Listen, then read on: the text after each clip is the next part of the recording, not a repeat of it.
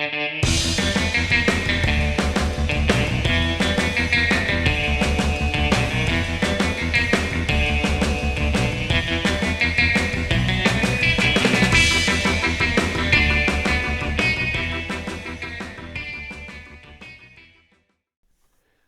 to you live from the studio closet in Mankato, Minnesota, we've got Summers Off with the Season 4 finale.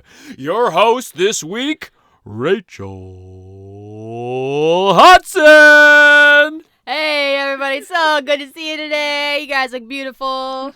That was a good intro, huh? Hey, thanks, nice job. Thanks for taking that for me. No problem, no problem. Beautiful intro. And our co-host, Ty Hudson. Hey. Do you think that, like, in a typical, like, a late night setting, like, which one of us is the person at the desk and which one of us is, like, the band leader? I think you're at the desk and I'm the band leader. Oh, really? Because I think I'm the band leader. Well, I think, probably, honestly, probably the opposite way. Yeah. But I think I'd want to be the band leader, be like, Yeah, hey, so I got a funny joke too. I think the band leader's cool, especially if I'm like the Roots I know. or somebody. That's the thing. I think we both want to be the band leader. Yeah. I think it's a really good, I think it's a really good gig. I want to be the band leader. Yes, welcome you guys. This is our last episode of the season, Yeah. of the summer season. I've got some things cooking. So for some of you who are like, it's just, you guys get me all, on your side, on your team, and then all of a sudden you disappear for 8 months.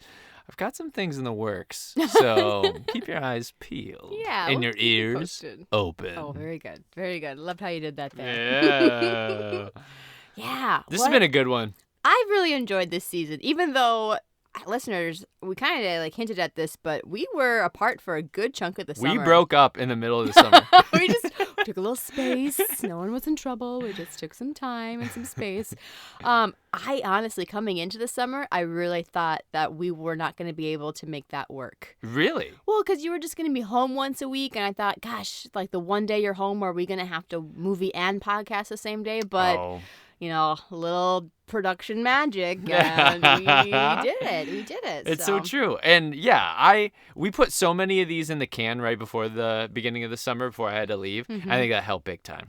Yeah. I mean, it did feel like we were lying to you listeners a little bit. Like, we were podcasting mostly in May, and we were pretending it was July. Well, we didn't really say that. Well, they inferred it. You so could really, hear it in our voices. We sounded like we were in summer mode, but we were not, in fact, yet in summer mode. Yeah.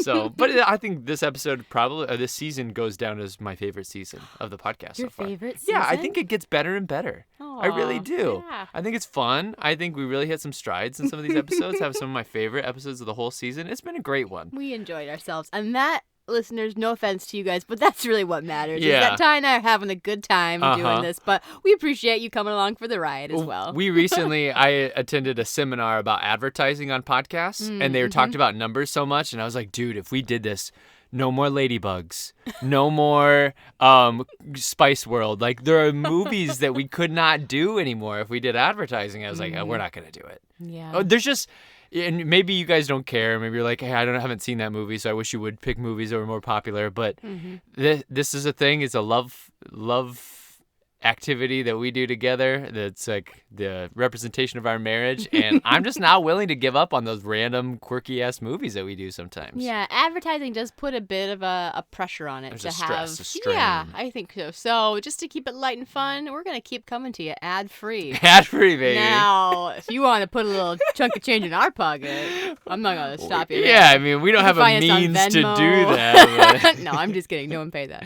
unless it's like in friendship. Then you can pay us in that. That's fine. Hey, speaking of the whole season, though, we have some things that we need to wrap up. We need to tidy up some loose ends. We have some things from a couple episodes ago that we need to kind of address. Yeah. Number one, you have a story about One Flew Over the Cuckoo's Nest. Yes, I forgot to put this in my format. So One Flew Over the Cuckoo's Nest 2 weeks ago. We used to work with a teacher who owns either the or one of the hats, the stocking caps that Jack Nicholson wore in the film, like the black stocking cap. It's like an iconic hat. that hat has to be worth so much Oh, money. I think he spent a big chunk of change. He loves Jack Nicholson. I remember that part about him. I think that's one of the only plays he ever did was One Flew Over the Cuckoo's Nest. He was in a play version. Oh, the teacher was? Yeah. Oh, that's cool. And so, he just loves that movie. So that makes a ton of sense. Yeah, I mean, that's got it. Like, what would your guess be? Like, what would that hat, like, go for, do you think, online? It depends on how many there were. If there were a lot of hats that he wore and it was like, hey, this is one where he wore during this scene and he wore like 20 different hats, I would say that cost could be like 5,000 to 10,000. If he only wore one hat, it would be like in the double digit for sure, probably like 20 to 50,000. But I don't think he would have spent that kind of money as a social studies teacher. No, I don't think he would have spent that. I think he would have spent 5 to 10 though. I think the hat is probably worth, especially, okay, here's the thing too. If Jack Nicholson dies, we don't know. He may not die. Never but die. if he does die, that hat is going to be extra expensive. Yeah, for sure. Worth a lot. I would even say like 100, 200,000. No. I would put it out there. If there's 25 of them, that no, I'm hat saying is if not- that's the one, if that's the hat I that see what he you wears and the iconic everything, that's his stocking cap. I think you're talking 6 figures. Whoa. Yeah. I don't know. I don't know. I'm I not a don't know about praiser, but that. I think I'm pretty spot on. Because you'd probably spend that kind of money maybe on the jacket or something. I don't know, on that stocking no, cap. the hat is iconic. The hat is like what you see. Jack Nicholson stocking cap, One Flew Over the Cuckoo's Now, Nest. I would tell you, this is a good segue. Okay. I would tell you, I would never spend that kind of money on a stocking cap. That's But good you to know, who would? Who? Nick Cage. And this is some stuff we didn't go over in the Face Off episode that I immediately regretted. Oh, okay. Take us back. So Nick Cage once owned $150 million. All this comes from CNBC, so it's a good news source. Okay. This isn't just BuzzFeed or anything like that. He once was worth $150 million, and then he went into like $6 million in debt to the IRS. Here's why he went in debt. Listen to some of these purchases. He owned 15 houses, including a $25 million waterfront home in Newport Beach. He also purchased this mansion in New Orleans for $3.4 million. Over in Europe, he bought 2 castles. One was not enough. They had to be able to battle each other, I think. So one was $10 million, one was $2.3 million. Then he bought a deserted island for $3 million in the Bahamas. Gosh.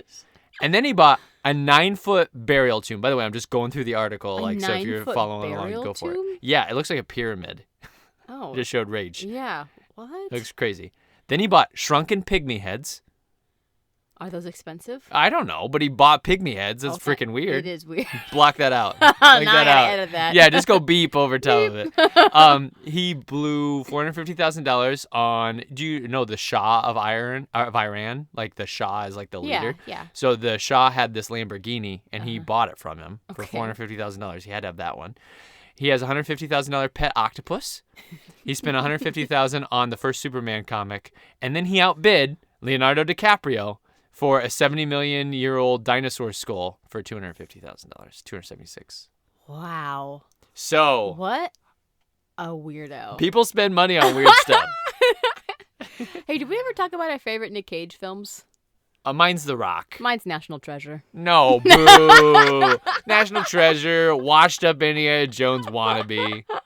It's so fun. No, it's not. Oh, It's I love it okay. so It's not bad. I'm making it sound like it's a bad movie. It's It's not a bad. history. It's so fun. Yeah, Are you kidding but me? it's annoying. It's annoying history because made up revisionist history, and then It's the also, best. I find him very annoying in that movie. Yeah, I think and he's you supposed to be a little you talk annoying. about that movie with such fond Right? appeal, but I find most of the characters in that movie fairly annoying. Yeah. In 1 and 2. No, it's fun. I like it. It's still number 1 for me. We gotta steal the Declaration of Independence. Hey, speaking of Nick Cage, though, you never listed your female face-off duo. Oh, shoot. And you know what? I still don't have it for you. Well, then you better give us something. Don't put me on the spot like You better that. give us something. We have been waiting a week for this. No one remembered. And nobody cares. Oh, we remembered. All of us. All right, let's think of who are some top female action stars. We've got Scarlett Jo. She's not going to do anything for a while because Disney and her got into a big Face old Off fight. is Paramount. She could do it. Yeah, so that's what I mean. So she's free. Yeah. Oh, that's what you mean. Yep. And who's another big action star? What about her versus Brie Larson? Ooh. Both blonde. Yeah. See, at least then the hair would be the same. Yeah. Right? You've got that going for you. And like body types could be similar. Body so types, yep. honestly, I think it'll work even better. Yeah? Yeah. So that's your choice? I love it. Thanks for helping with that. I think that's a lame choice. I think you should have done like a funny duo. Well, I'll be honest. It's a little hard to be funny when one is put on the spot. Like you should have that. done Amy Pollard versus Kristen Wiig. Hilarious. And a funny face-off. Funny face. And maybe it's called Funny Face. Yeah, it's Off. off. Funny face, off. I love it. The Audrey Hepburn film? No. Oh, there's an Audrey Hepburn movie called Funny Face? Yeah, you didn't know that? No, I didn't. Oh, that's why it was a joke. Oh, Funny I Face, just took it as off. It's a funny version. Okay. Oh, That's fun. that's okay. Well, that was not our movie this week, though. No, dude, do you have anything else to tidy up? Any No. other loose ends No, or any those were like gaping holes in our research? Nope. Nick Cage blowing money, fun hats from One Flew Over, and Face Off. Incredible. Girl duo. Oh, to have that much money. Yeah. Like, I guess if you had that much, I guess you would blow it on like an octopus. I don't know. Like, what would you blow that much money on? Like, what's something really random that you would buy if you had like obscene amounts of money? I would have multiple estates all over the place. For sure. Like how I can't fault him for that. Real estate had is 20, an intelligent He had 20 investment. houses or whatever. Like, yeah, I would Maybe not probably 20, too. but And still. I would. The castle over in Europe is awesome. I think that's cool. Hard to make fun of that. I actually kind of like that he owns a deserted island. I think they're like, man, anything could happen on that island. What about things? Like, what's an expensive random thing? Like, he's got you said the first edition of a Superman comic. Yeah, there'd be some comics. Yeah. Some Yeah. first Nightwing. First eds. Yep, Mhm. for sure, in really immaculate condition. What's the weird animal pet you would have? A turtle? Yeah, I would finally get my turtle. Your $20 And then turtle? I would have somebody who takes care of it, and so like you don't have to worry about it stinking all the time. There'd be like a turtle whisperer. Yeah, Taiwan's a turtle, and I'll be honest, you guys, I don't know if you've lived with them or have them. No offense if you have, but I think they smell. Well, a yeah, little they bit. stink. That's part of the charm. Yeah. Maybe. Yeah. No other cool animals though? No, I always talked about it would be fun to have a bunch of mallards that followed you around, like they imprinted on you and they waddle around behind you. Ducks. Yeah, I think that would be really fun. What about you? What would you buy? I don't know. I like real estate. Sounds good. Trips, travel, that kind of stuff. Yeah. That interests me. Experiences. Well, but that's a boring thing. You told me like no things. Well, that's because you like things. Tell me things. You're a things person. Yeah. What about you? What things would you get? I don't know. Boring things. Yeah. All the boring things. Like what? I don't know, Ty. Quit pushing me. You'd get like a plasma gun or something. A what? A plasma gun. It shoots plasma. Like Instead out of like bullets. from blood plasma, like that kind of plasma. Yeah, you take it, you hook it right up to your arm. It just shoots the plasma out of your Gross. blood at Ugh, people. gross. Yeah, they're like, oh, this off-colored liquid. Slimy. Gross. Yeah, it's like you slime somebody in Ghostbusters. When you say plasma, you mean like the made-up stuff in like movies, like that kind of stuff? Yeah, plasma gun. Plasma gun. Plasma Like a ray rays. gun. I don't know what the deal is. Oh, yeah. Don't know. Haven't thought about it. No, okay. Haven't thought about being ridiculously, obscenely wealthy. So Yeah. just best not to make those dreams, you know? Oh, okay. I'd probably get a boat. Oh, yeah. How about Yeah, a Sure. lake home. a couple boats? Yeah, a couple boats. Couple Speedboat, pontoon, Mhm. fishing boat. Give me it all. Jet ski. Wow. Dream big, babe. All right. Fast forward to week 10. Yeah. Last week. Finale. Finale. Ty, what movie did we watch last night? We watched Wedding Singer. Hmm. Well, Wedding Crashers. No, 27 Dresses. No, Runaway Bride. There it is. Something to do with weddings. So different from all of those movies. And while I think you tried to make a point with weddings like being overdone as a theme, I think all of those movies took really interesting angles at weddings. Yeah, I actually wouldn't say we've overdone the whole wedding idea. No, not we, you and me, but I just mean collectively as a society, we have a lot of wedding movies. Sure. I don't think it's too much, though. Yeah, at least, especially not the ones that I listed 4. you listed, but those are all like good for. Those are very different. I guess for. I'm not gonna count like the stupid Hallmark wedding movies. Like those don't count. Bride Wars. Oh, I hate Bride Wars. You're right. That Monster-in-Law. That movie sucks too. That's also around a wedding. Yeah. No, frick those movies. Those movies suck. Let's talk about this movie, Runaway Bride, Yeah, Runaway 1999. Oh, great year. Yep. We were 12. Edge of the millennia.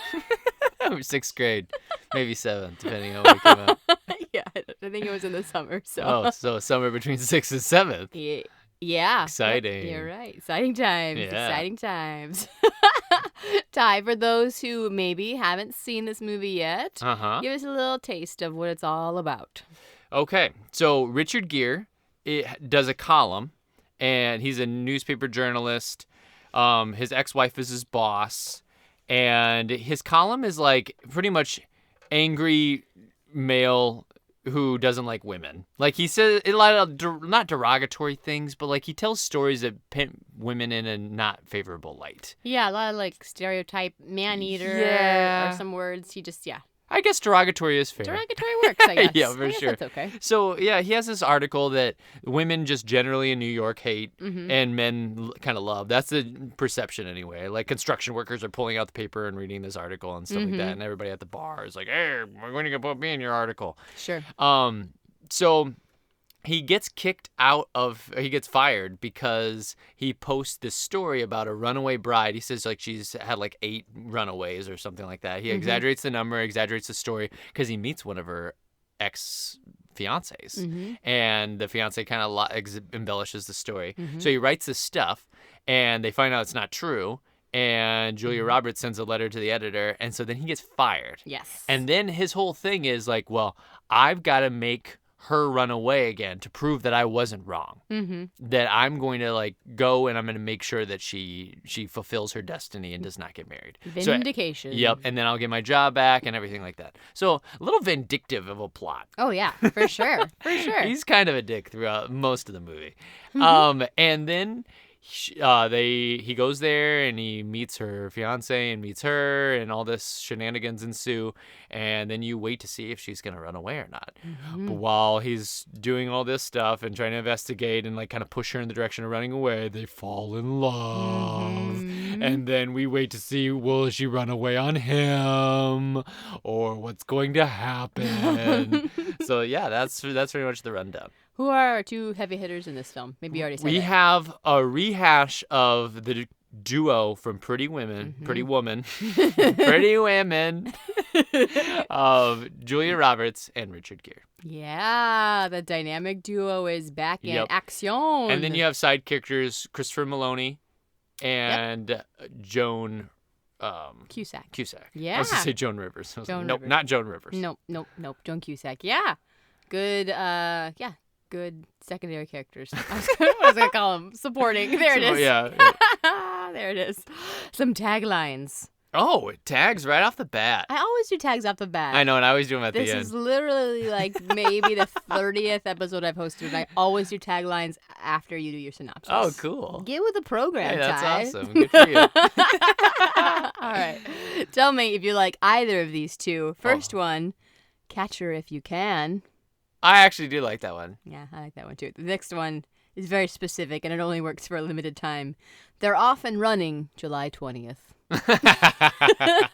Sorry, that really yeah, I think it's okay. That's only good for like a movie poster. I mean, even if it's just they're off and running, to me that's not a super great tag. It's still not very good. Catch Her If You Can, I think is good. Catch Her If You Can is the first one. Yep. Good.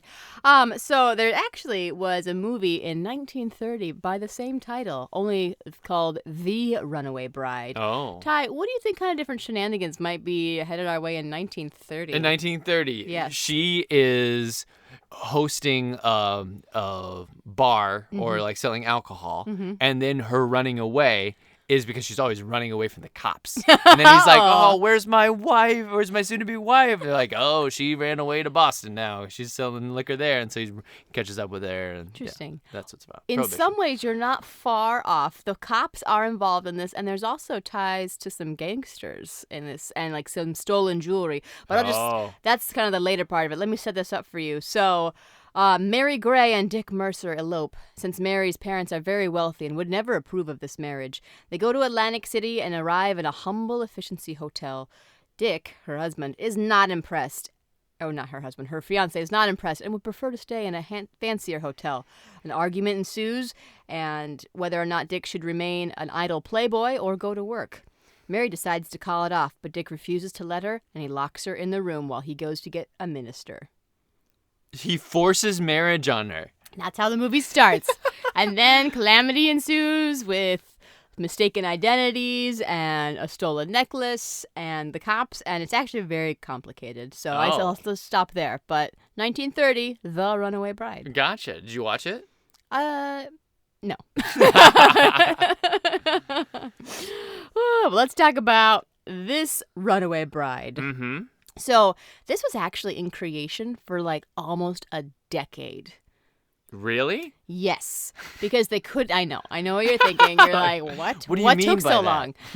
Like you got stuck in the production company? Yeah, like the idea was thrown out there. There was several versions of the script out there, several people in and out of this movie, directors, actors, actresses included, and it just like never like came together and never had like the right pairing.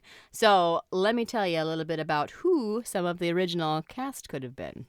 For the ladies, we've got Geena Davis. Oh, I think she would have been good. If you're talking about 10 years back before, from 1999, Geena Davis makes absolute sense. Yeah. Why in the late 80s, early 90s that would have been the choice? Yeah, she would have been great. She's like a Julia Roberts from the era before. Yeah, from the 80s, even though Julia was also in a bit of the 80s. Yeah. Yep. Julia's probably more of like, we'll say, we're going to put her in the 90s solidly. For because sure. She started the 90s with Pretty Woman, ended it with this one. Like, that's a pretty solid decade for her. Yeah, she killed it in the 90s. And I would say Geena Davis. Late 80s as well. Geena Davis probably was like pretty much done in the early 90s. Sure.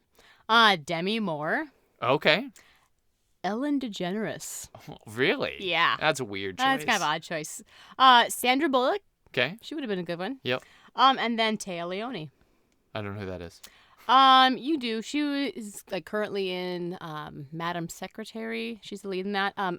She was with Nick Cage in Family Man or Family Guy. The Family Man, I think. The Family Man? You I saw that movie, yeah, but I don't she's the remember wife in it. that. Okay. You'd recognize her if you saw her. Also in A League of Their Own, but she was on the racing team. She was one of the on Kit's team. The yellow team. Oh, yeah. Yeah, Okay. she's a first baseman, I think. Okay. I had to look this up because I knew you weren't going to know who she was. And so I had Really? Yeah, you did really come with it at that moment. I You're did. like, oh, yeah. Don't worry, I got he you. was never going to get that person. You will know her. I'll show you a picture. You'll know exactly who she is. All right. And then for the fellas is a pretty strong who's who at this time. So we've got Harrison Ford. Yep. Early 90s makes tons of sense. Michael Douglas. We've been Also, talking a early lot 90s. about him lately. Yeah, gosh, it's like we have a season sponsor pretty much every year. It was Arnold for our first season. This is like Michael Douglas Michael season. Douglas season? Yep. Mel Gibson. Oh yeah. And last but not least, but maybe least out of that group, Ben Affleck. Ew. I like Ben. He says. I like Ben Affleck, but in the 90s, Ben Affleck was pretty trash. I mean, he's kind of a baby. Well, yeah, and he wasn't that great of an actor. Like, he got better over time. Sure. There's that as well. So, yeah, this is going on for, like, all of the 90s, essentially. We're just coming in and out, and, like, this movie just gets stuck. And, like I said, I think the original script is not great, and so a lot of rewrites. Eventually, they reapproach Richard Gere. He had already been approached about it, and he said no. Oh, okay. Off the top. It was probably early 90s. He's like, nah, I'm good. Later 90s, he's like, well, let's take a second look at this. So he was the first one. I don't know if he was the first approached, but he was. I mean, like, him before Julia. Yes. Okay. He said, and I quote, I'm in if you can get Julia. Oh. So they sent her another script. She had also read it before, but wasn't really that interested in doing it. She's also very busy in the 90s. Sure. And so she reread it. So that's not too bad. But it took Richard Gere calling her and convincing her to do it for her to say, okay, let's do this. Now, here's what I'll say. I think they both should have trusted their guts. And walked away? I think the script is problematic or like is just not super great. I want to say problematic because there's a few problematic moments, but like in general, I just think it's kind of a weak script.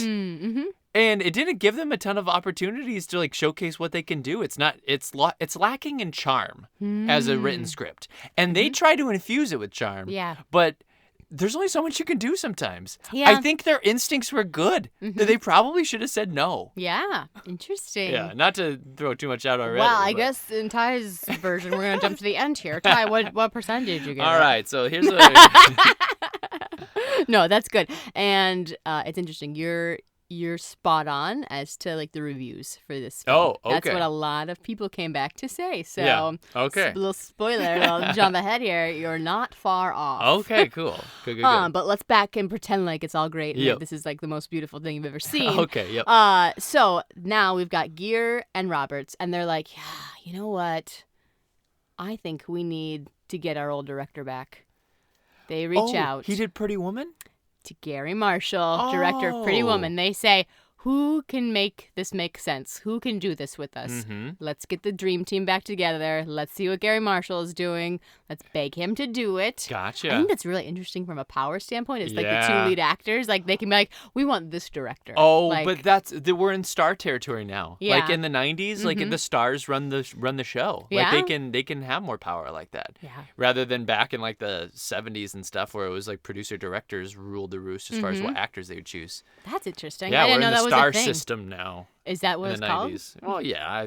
Did you just coin that? The star system was technically back in like the 1700s, but I mean, David Garrick and those guys. Oh, we got a history yeah, lesson you here. know. All right, back to the star system. So all three got together for dinner to talk it out, to hash it out. And they said like immediately when they all got down and they sat around with each other, they just started laughing uncontrollably. They were just so happy, so excited. Teams back together. Have you ever had a moment like that where you like got together with a group and you're like, oh my gosh, this is gonna be the best project, even if it didn't turn out great. But you're like, this is gonna be the best project ever. We're all so fun and funny and great. Oh, definitely. I mean, I don't know if we like all like burst out in cackles. We're so awesome. But yeah, they've had that energy going into like a first read through or a production meeting like this is gonna be great. Yeah, I think you always think in the first read though, this is gonna be great. Not always. No, that's true. That's true. I want to Not backtrack. always. But there are so many shows that I've been a part of that we do the first read, and everybody's like, "Wow, this is gonna be awesome. This is gonna be amazing," even if I don't think so. And then a lot of times they don't end up being that great. And it's like, oh, I think we exaggerated how we thought this was gonna end up being. Oh my gosh, it's gonna be awesome. So Marshall was still a little hesitant because Okay. he had promised his wife a trip to Australia that he had postponed several times, and he owed her big time. I wonder if this is the same wife that he met during When Harry Met Sally. I wonder if he's still with that gal. Gary Marshall? Yeah.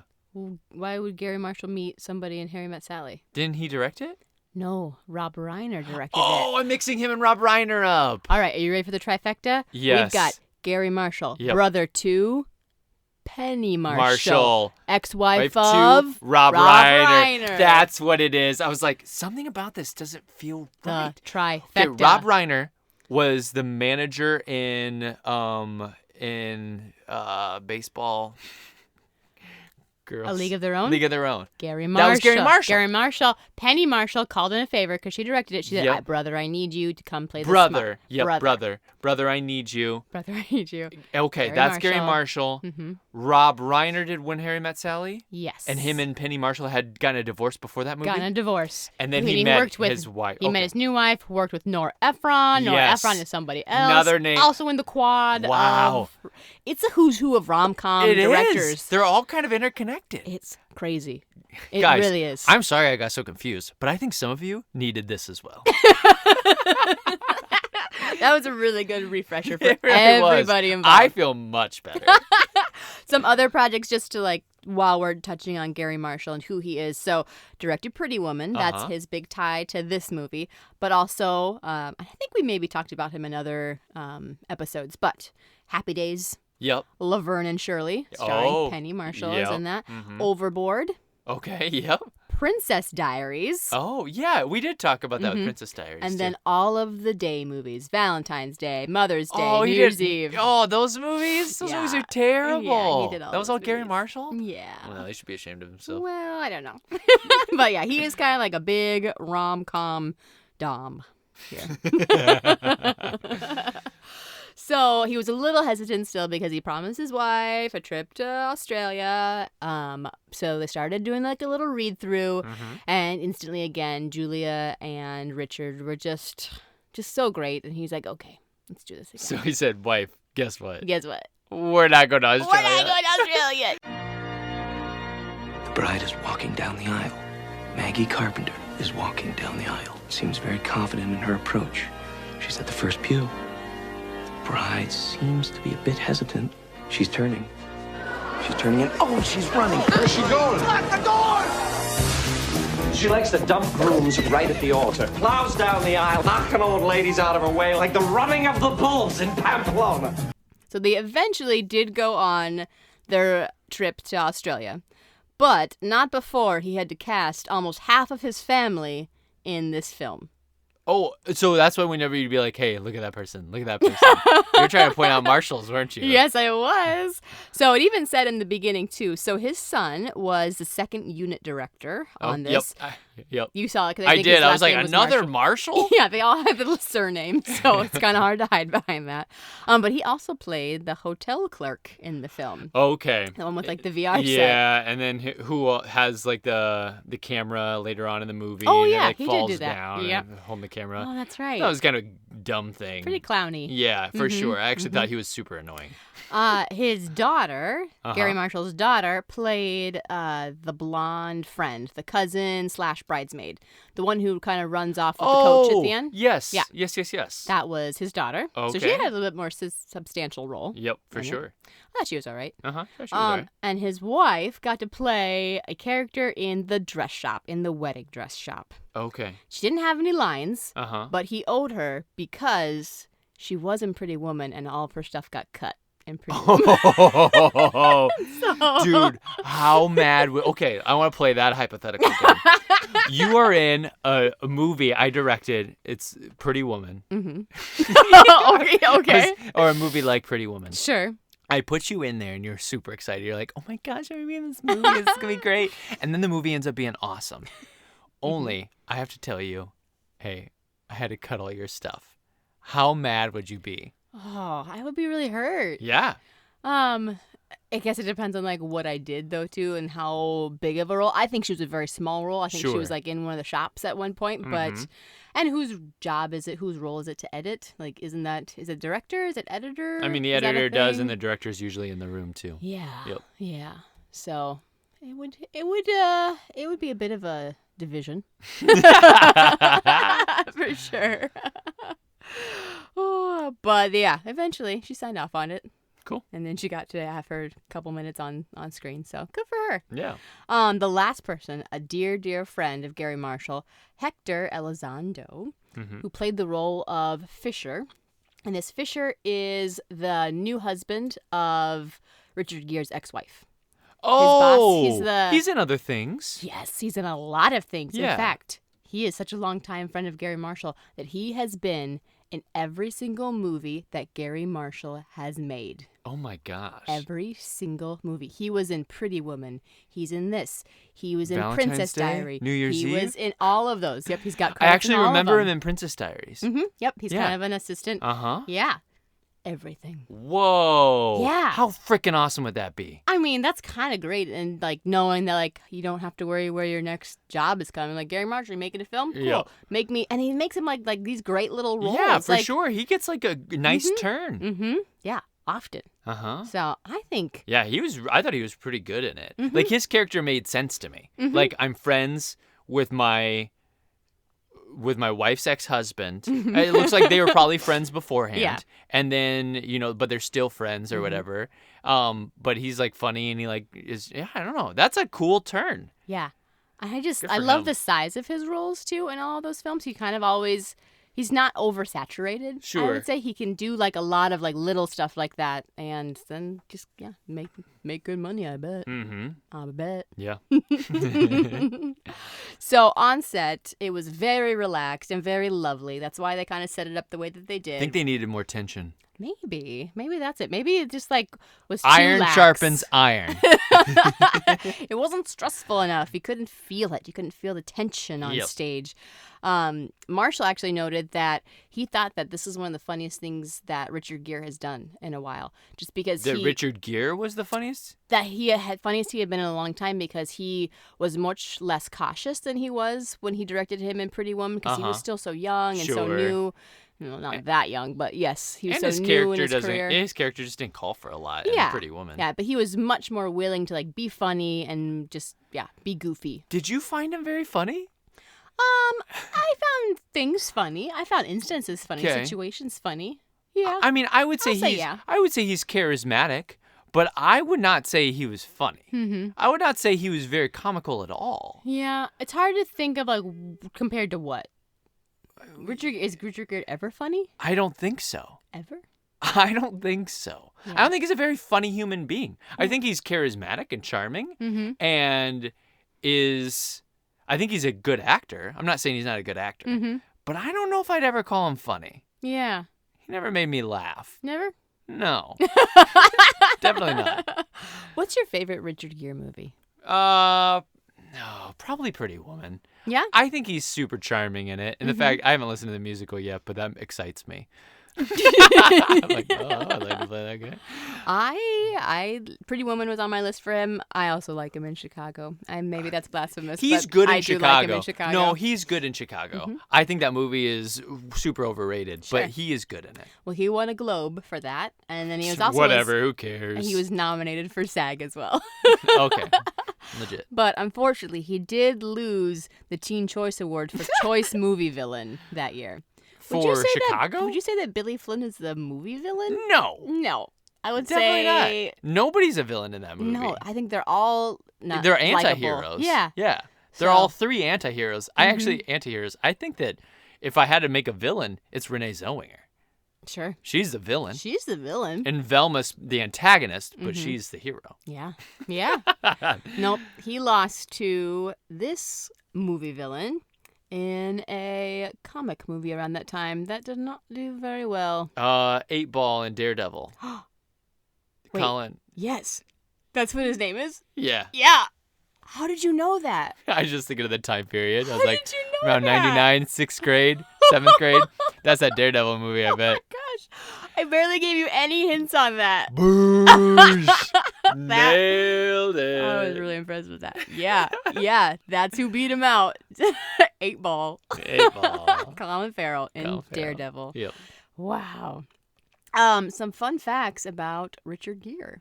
Okay. We'll do a little Richard Gere segue. Since we're on him, let's just keep going. Let's get into Gale. Fun fact number 1. Yep. His middle name is Tiffany. Richard Tiffany Gale. Gale. He went to college on a gymnastics scholarship. Okay. I don't know what part of gymnastics, but... So here's the one thing that's interesting about that is I find that dudes who do gymnastics usually have the most built shoulders I've ever seen in my life. And I just don't see that out of him. Well, I mean, that was college. You didn't see him until Pretty Woman. Do you want to know how old he was in Pretty Woman? Oh, yeah, because when we were watching this movie, I told Rach, I was like, I think he's just a few years older than me right now. And you're like, How old was he in Pretty Woman? Well, let's work backwards. In this film, Yep. in Runaway Bride, he was... Guess how old he was. Well, now that you said I'm going to say he's 45. 50. He's 50? He's 50 years old. So when he was in Pretty Woman, he was like 41. Yes. That is the math. Whoa! And it's funny because when we were watching this movie, I was like, man, he's so much grayer than me, but he's only a few years older. No. But now I'm like, oh no. It's like looking into the future. Because in my head, I was like, okay, good. At least I'm not on the Richard Gere path. You know, I'm holding on to my hair color a little bit longer. Now I'm like, oh no. No, you're still on the right path. You got plenty of time. I mean, young, I like mid-30s. Hey, listeners, I like the Greys. Okay, They I like like you. being a gray fox. I think it's fun. I think it's awesome. It's So called a silver fox. silver It's not a fox, gray gray fox. fox. I like being a white fox. Yeah, I like being a white snake. So I'm not complaining about it. No.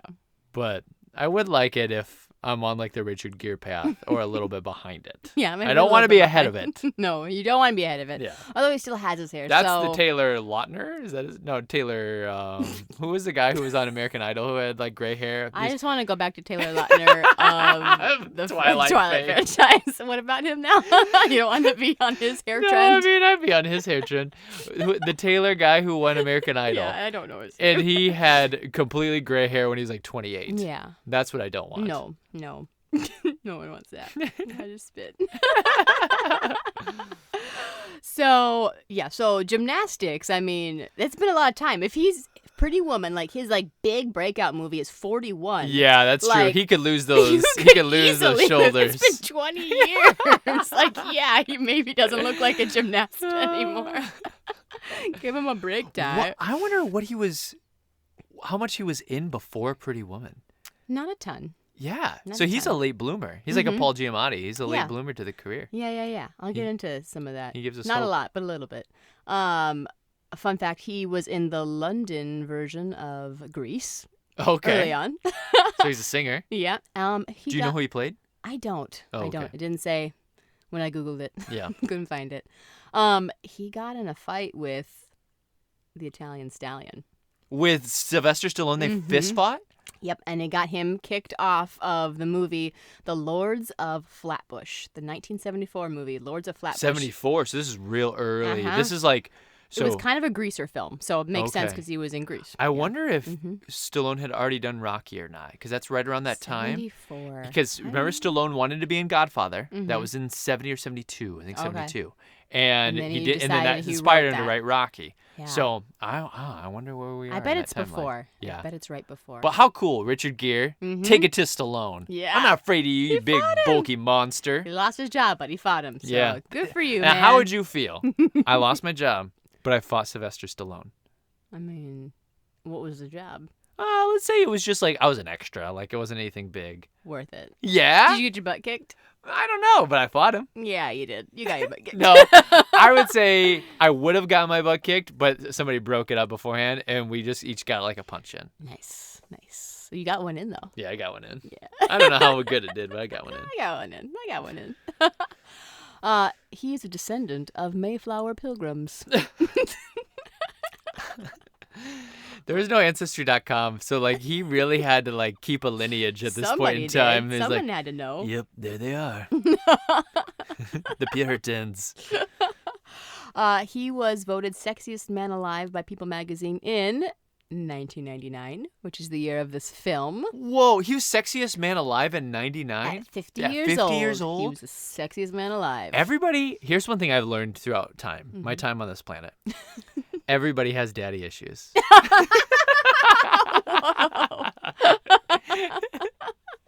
I mean, you're not wrong in that there's a double standard with men getting older and us like being like, yep, that's hot. Versus, I'm curious at how many 50-year-old women have been voted sexiest woman alive. Yeah. Less. I'm Well, not saying nobody, some, but not as many men. How old are like the women who we think of as like older sex symbols now? Like Julia Roberts is probably around 50, right? She's in her 50s now, like 53, Yeah. something like that. Still looks great. Nicole Kidman, how old is she? I don't know. You can't ask me these questions without giving me time. I don't know. I figured you know. You watch Nightly Pop every night. Probably You guys in her don't 50s you guys do a too. rundown of people and their ages? Hey, just so you know, this is how old this person is, and this is how old this person They just put like a is. cheat sheet up for like a minute. Like, now study your names and ages, folks. Yeah. Not quite, but I would say probably 50s as well. In her 50s. Oh, Mid okay. 50s, Okay. I'm guessing. Well, they both look great. Yeah, they do. But they're not being voted Gwyn- sexiest woman Gwyneth alive. Paltrow. She's got to be close to 50. Mm-hmm, probably. She looks phenomenal. Yeah, she does look great. That's true. Nice. My last little tidbit for you about Diddle biddle. Sir Richard Gere is that he was... Sir? He's a sir? No, I was just being formal. Oh, okay. He was knighted by who? He was knighted by Tibet. Because Oh. actually this ties in. He was banned from entering China. Oh, really? He's not allowed to go to China because he's a strong advocate for the Tibetan independence movement. Oh, okay. Yep. He actually is also banned from being an Academy Award presenter because in 93, when he was presenting, he made some free Tibet comments and some anti-China comments. And I don't know if you know this, but China pumps a lot of money into Hollywood. For sure. And so he has since gone on to say that he feels kind of unwelcome in Hollywood at times because of that, because of his free Tibetan movement. Wow. Mm-hmm. Oh, my. Yeah. How do you feel about that? How do I feel about Tibet? No. How do you feel about Richard Gere using the Academy Awards to, like, protest or, like... I mean, in 93, that's pretty bold. Yeah. Nowadays, like, everybody's acceptance speech has a little bit of something in it. It's like a requirement. It's kind of like a... Oh, you're just gonna. You better thank talk everybody? about the environment or social justice. You didn't Otherwise, use your you're platform a dick. Use your platform for something else other than like thanking yourself. Yep. Unless you're Leonardo DiCaprio and you use your platform to mistakenly identify environmental problems. That was one time. That was one time. It was so funny though. It's really hilarious. Oh my gosh. Yeah, but I mean, 93. That's pretty gutsy. Yeah. I think. Oh, for sure. I think Richard Gere's kind of a badass. You know, I think he's a badass. He had his third child recently. What? Yeah. At the age... He's got to be in 60s now. Oh. 70s. Yeah. He had his third child at age 70. What? He's not... He might not make it to graduation. No, yeah. He won't get to have the sherbet graduation drink. Honey, he might not make it to middle school. Oh my gosh, that's crazy. The sherbet graduation drink. Yeah, with the Sprite. I almost the missed fruit that. punch and the sherbet ice Oh, cream. we have to make that. That's so tasty. I haven't had it for 20 years, I feel like. Maybe like not that long. Sherbet ice cream 15. and Sprite, and that might be it, actually. Yeah, I think that is might it. literally be Might all be some that's fruit it. punch in there, too. Sure, But we got to get that. Delish. Richard Gere, you come over, you can have some graduation drink with us in case you don't get your own sons or daughters. I know, crazy. Yeah, but that whole age thing like kind of blew me away last Yeah. night when you brought up like, well, he was probably my age, and I'm like, well, now that you say that, let's Google that. All right, anything else you want to talk Richard Gere wise? How do you think he was in this? So I find Richard Gere extremely attractive. Mm-hmm. I think that he is very suave and charismatic. Mm-hmm. He's somebody who doesn't even have to try, and he walks around oozing charisma. Mm-hmm. And that I'm very envious of. It's like, wow. You're so cool. But I found his character very smarmy and egotistical and sometimes unforgivable. And so I never really got on board. Never. Not really. Not And at I any blame, point. I blame a lot of this on the Richard Gere character. And I don't blame it on the actor because I'm watching the actor try. I'm watching the actor do things that the script is literally giving him the antithesis of what I think the character should be where the character should be starting to go. We can get into this a little bit more later. Yeah. But like, I don't blame Richard Gere so much. I blame the writing. And I think the character was just too smarmy for too long to the point where it lost me. And I guess Richard Gere maybe could have combated it a little bit more. He maybe laid into it a little hard. But I don't think he's the primary culprit. Yep. That's fair. But I like Richard Gere as an actor. I think in Chicago, he's the best thing. And I know people who love Catherine Zeta-Jones will be like, what? I know. Catherine Zeta's excellent in that movie. Also but good. Richard Gere is the shit. And I think A Pretty Woman, I think he's awesome. Even though, yeah, maybe he's not very funny. I don't find him funny. That's why when you said, like, Gary Marshall was like, this is the funniest he's ever been. I was like, I don't ever find him funny. No. But I don't need him to be funny. I don't need everyone in my life to be funny. I have friends who are dear friends who aren't very funny. And that's okay. That's okay. You are who you are, and I love you. Oh my gosh, I love this. I love that. That's great. Yeah. So that's how I feel about him. How do you feel about him? I was not as put off by him in this. It's not my favorite Gere, but here's my hot take. I am not the biggest Pretty Woman fan. Oh, I think it's okay. Yeah. I get why it's a classic and why people like it so much. But out of the two of them, it is not my favorite movie for either of them. And as a duo, yeah. What movie do you like more between this one and Pretty Woman? Ooh. And I know it's been probably a while since you've seen Pretty Woman, It's so you'll be been like, a it's hard for me while. to say this, but just gut reaction. I mean, my gut says that I like this better than Pretty Woman. Gotcha. Which is, by all accounts, wrong. No, your opinion is not wrong. No, it's just your opinion. it's wrong. And it's not right. I'll tell you all the Rotten Tomatoes stuff. It's very wrong. Okay. And yet, for some reason. Okay. Yeah. Well, this movie just touched you in a way. Like, This actually, I mean, financially wise, this did better than Pretty Woman. Cool. But critically wise, this did not do as well as Pretty Woman. You want a man who will lead you down the beach with his hand over your eyes, just so you can discover the feel of sand under your feet. You want a guy that wake you up at dawn. He's just bursting to talk to you. Can't wait another minute just to find out what he'll say.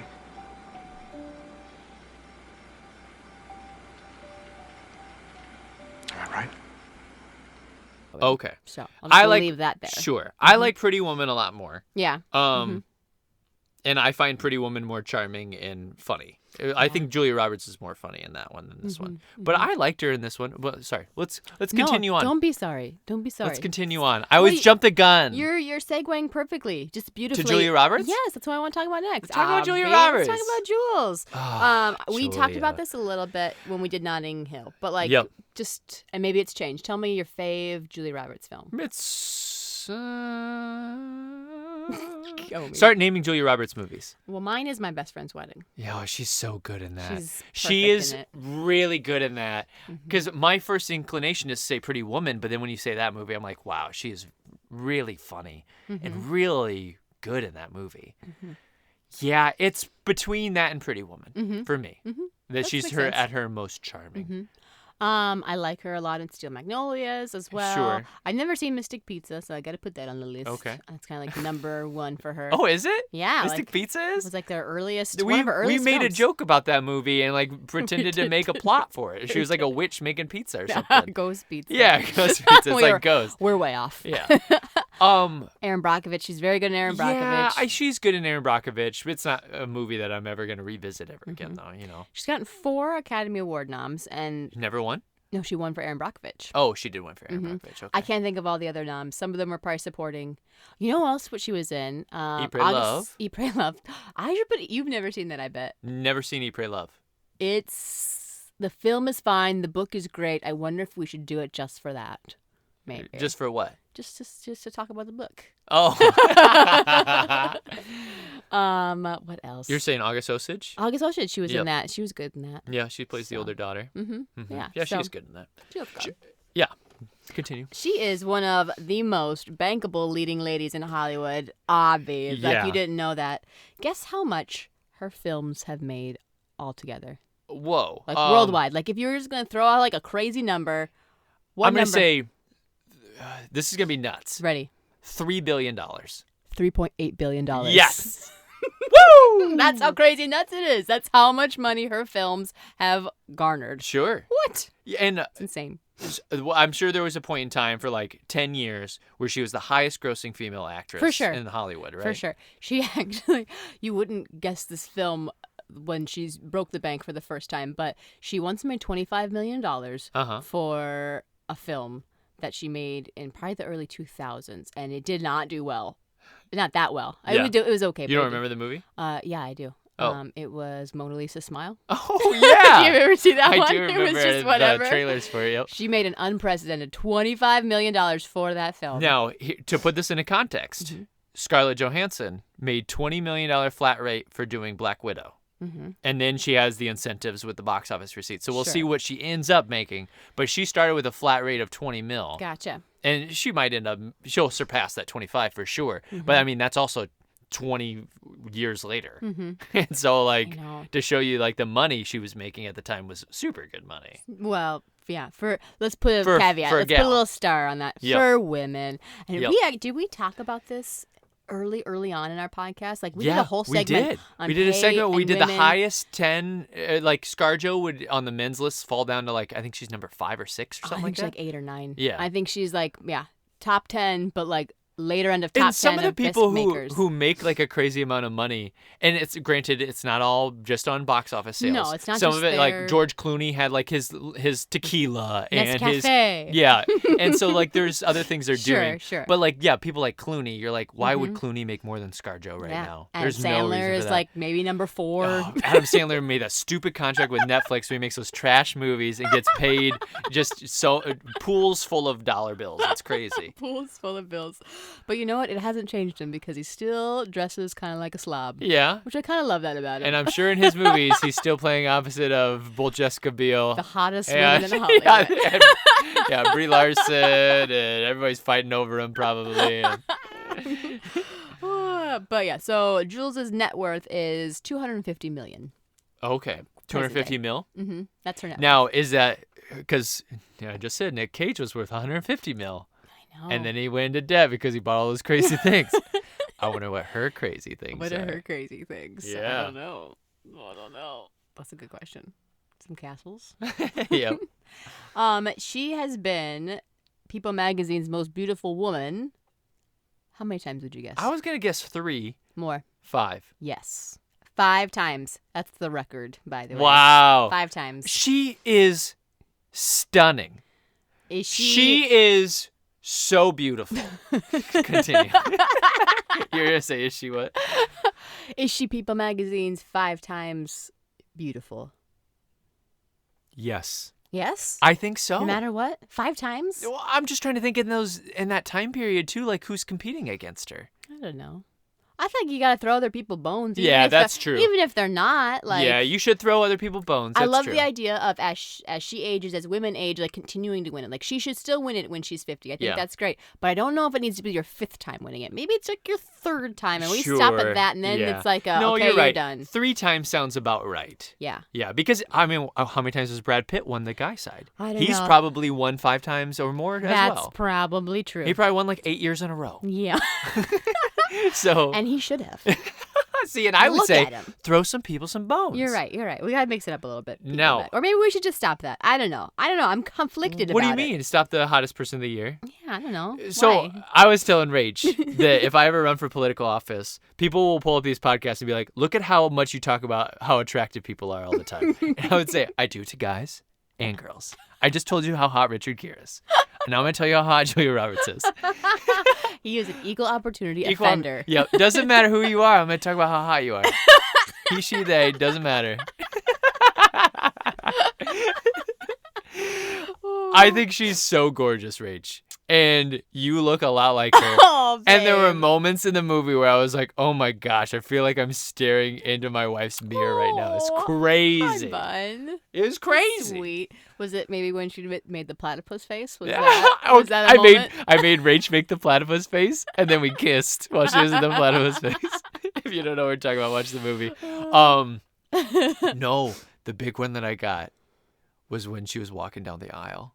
Oh. I was like, oh my gosh, she looks like my wife walking down the aisle. It Wait, was which crazy. time? Because she walks down the aisle like 5 times in Oh, this film. the time where she's walking, we can get in this part of the movie right now, Yeah. where she's walking down the aisle and then she stops and they're like doing commentary like, oh no, she stopped or whatever. And then she like gives a goofy smile and then continues to walk. That was the moment. That was That like, was the oh, moment. there, it's her. It's Rach. It's my wife. It's her. It's me when I'm 50 and my wife. Do you want to know how old Julia Roberts was during this film? Who would you guess? I would guess she was 30. Close. She was 32. Oh, okay. She looks great. She does look great. She really Phenomenal. does. She makes me want to dye my hair brown. Yeah.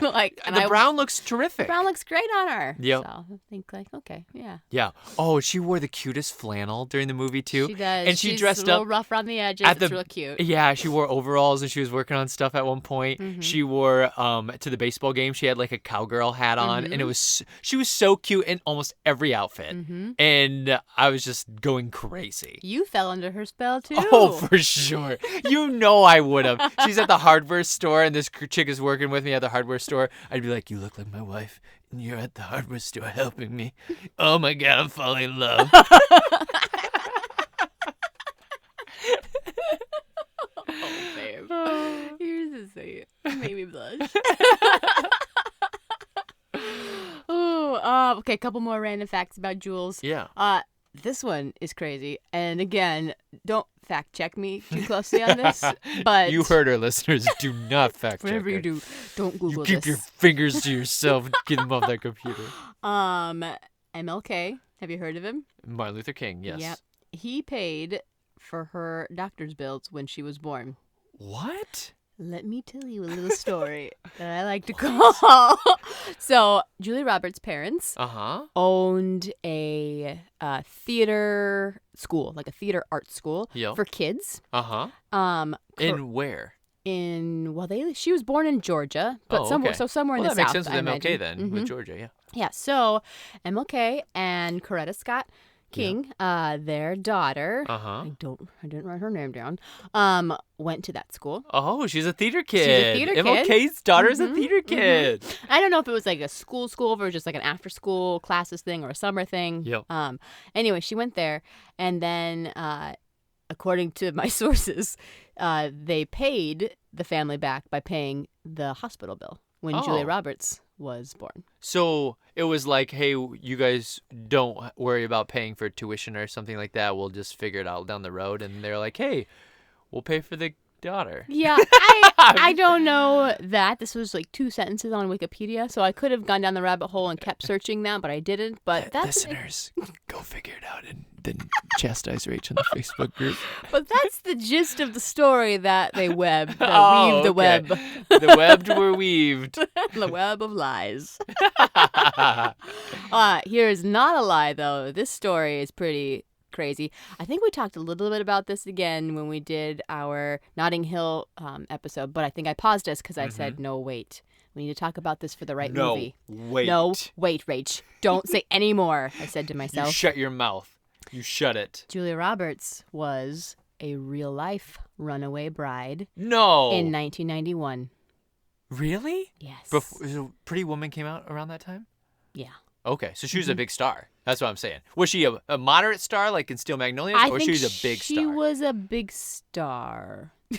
She was a big star, I think, or right on the cusp. 3 days before her wedding to Kiefer Sutherland. Oh, you did talk about this. I remember this. But continue. This is great. They were co-stars in Flatliners. 24. Yep. Flatliners. Have you ever seen that movie? Nuh-uh. You know the plot? No. They will kill themselves, and then they'll bring each other back to life because there's like another world while you're dead, and so they're figuring out more about the afterlife. Oh. And so they're flatlining, and then they're reviving each other, like they're a team of medical professionals, and they're like, all right, what'd you see this time? Oh. And they're diving deeper and deeper into this afterlife world. Oh, that's kind of clever. Yeah. I've never seen it. I've only seen clips of it, but the plot sounds very interesting. Yeah, the concept is interesting. Mm-hmm. Oh, she ran away with... She ran away with a guy? With his friend, his co-star in Lost Boys, Jason Patrick. Lost Boy? Yes, I know who you're talking about. Mm-hmm. They were friends, and they ran away together.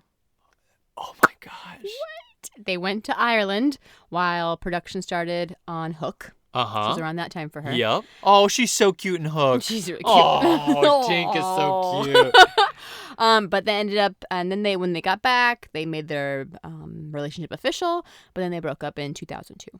Oh, so they were together for 11 years. That sounds like a really long time, but then they said it wasn't that much longer that they broke up. So that doesn't make any sense to me, because it says 91. Huh.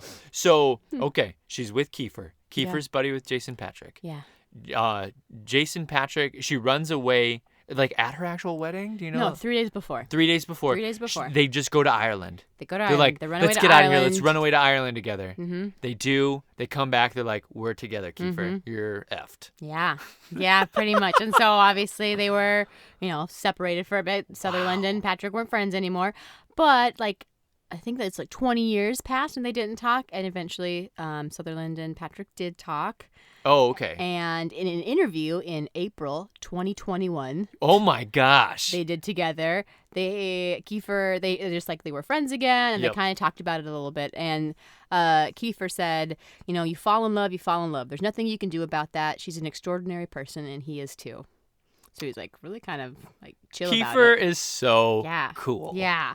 And here's another quote that he said about Julia another time. He said, "I commend Julia for seeing how young and silly we were, even at the last minute, even as painful and difficult as it was. Thank God she saw it." Oh, Like, cool. whoa. That's, I mean, I feel like that's a bit over the top too nice. Yeah, for I mean, sure. granted, we're all adults now, and it's been like, Yeah, but 30 even when you're years, adults, but- you got left on the altar. Like no, we got 3 days before. 3 days before is pretty much left on the altar. I Think about where you know. were 3 days before. I know. Think about it. We were getting ready for rehearsal dinner. Yeah. It was like really It's go close time. to crunch It's time. go time. Yep. It's not back out time. Oof. Yeah. Did you? It's okay. You're in a safe place. Just you, me, and the listeners. Did you think about running at all? Only briefly. Like, when did it hit you? I think it was like after we had already been married, and I was like, how quickly? It was more about annulment. How does an annulment work? Yeah, did you Google that? Can By one annul? Google history. Google search your history. Google it. Yeah, it was like on the trolley ride between our church and the wedding venue. I was Googling like annulment ?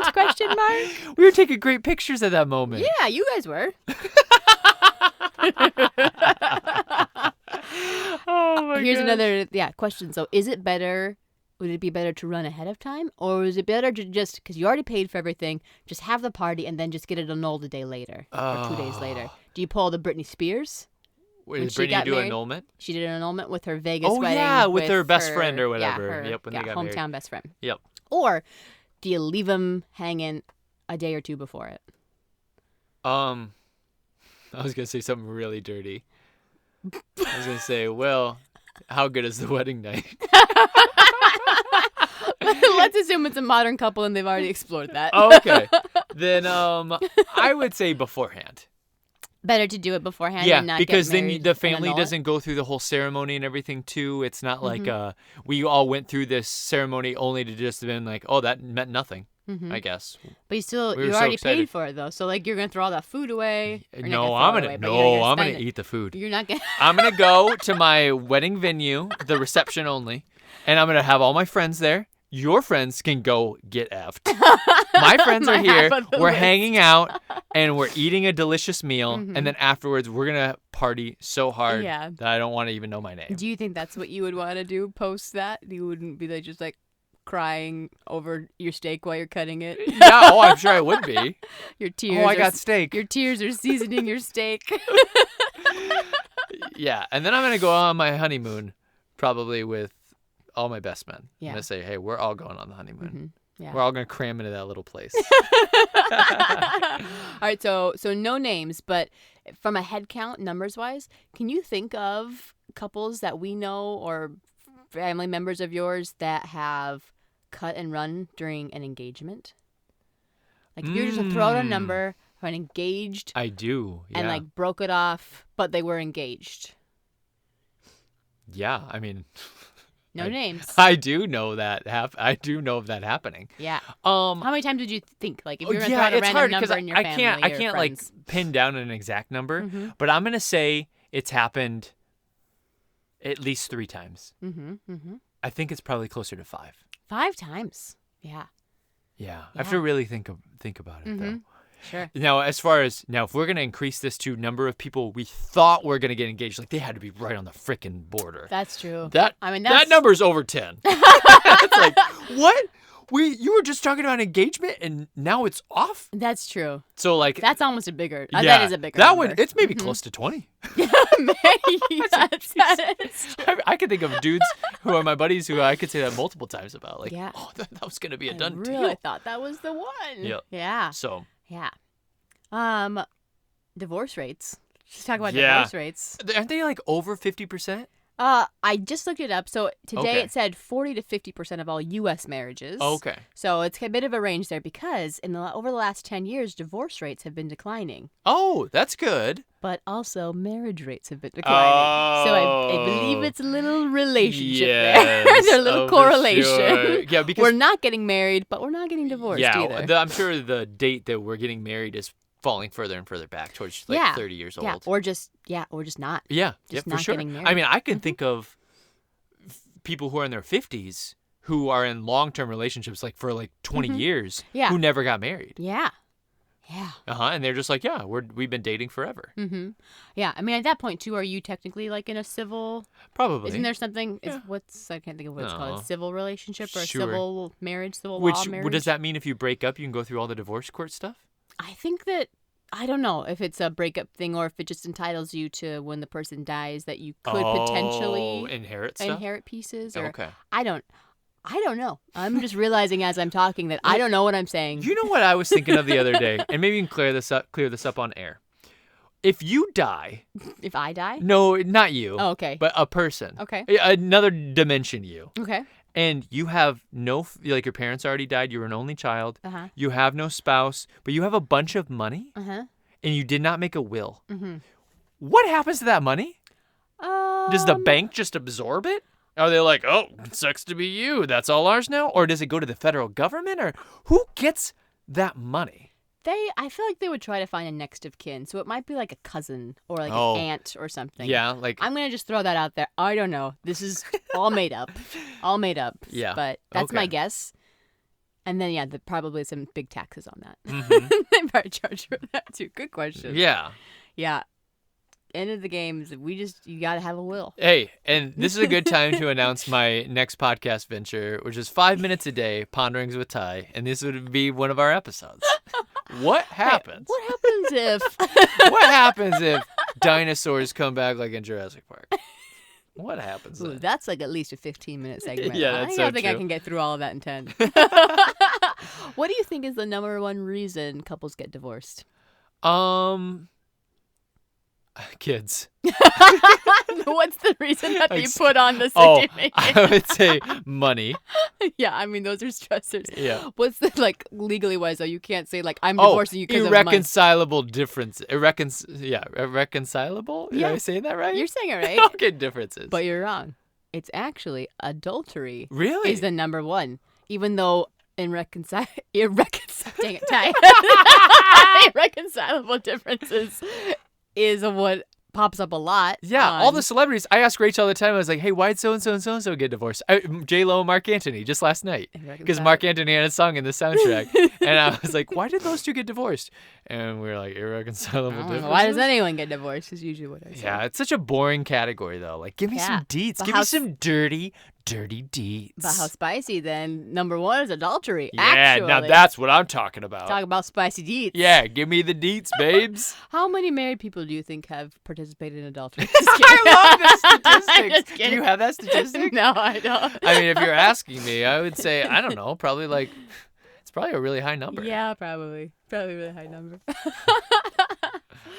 Oof, fun. Well, so here's just like a little tangent as to why I went through that whole segment. I spent a lot of time talking about weddings in other films that we've done, like 27 Dresses. Yep. Maybe that's the only one, but I kind of felt like, ooh, we've done the wedding thing, but let's talk about the other side of that. Let's talk about divorce. Yeah, stats. let's talk So- about divorce. Yeah, so there you go. So fun. That's why we got into that. Yeah. And leaving people at the Let's altar. talk about poverty next episode. Yeah, poverty and disease and famine. I am getting married on Sunday. And you are just trying to make me run. Because you're a cynical, exploitive, mean-hearted creep who wouldn't know real love if it bit him in the armpit. All you do is tear others down and laugh at them and criticize what they do because you're too afraid to do anything yourself. I read your columns.